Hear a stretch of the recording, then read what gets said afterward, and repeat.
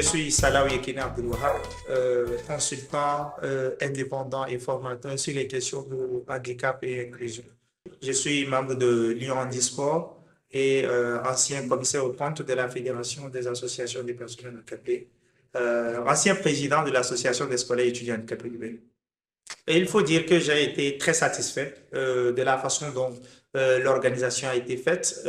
Depuis l'année dernière, on a commencé par vivre un événement qu'on a appelé Andivé et c'est vraiment satisfaisant parce que les questions qui sont abordées réveillent la conscience, attirent l'attention sur la réalité des personnes handicapées et également sur les dispositions à prendre pour une inclusion effective. Donc, c'est pourquoi je dis qu'on satisfait par rapport à l'organisation de cette activité.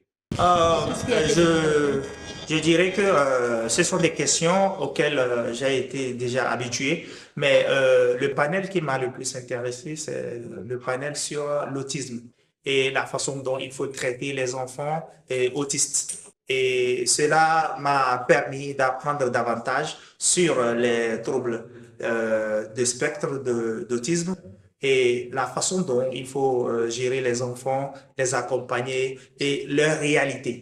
Donc, je crois que ce dernier panel m'a vraiment édifié.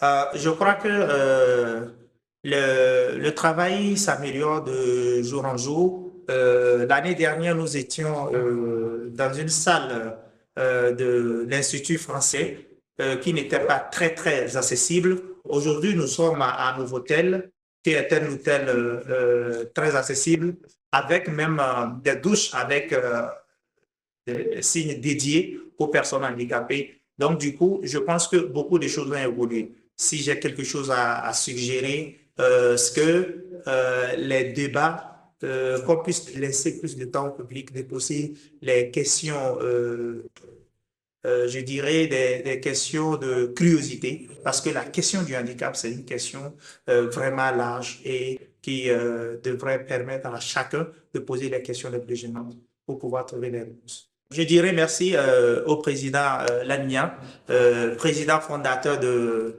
Société Inclusive, qui nous a tous impactés. Moi-même, je collabore avec lui à distance comme en présentiel et je crois qu'il inspire beaucoup de jeunes personnes handicapées et qui veulent également réussir dans le monde.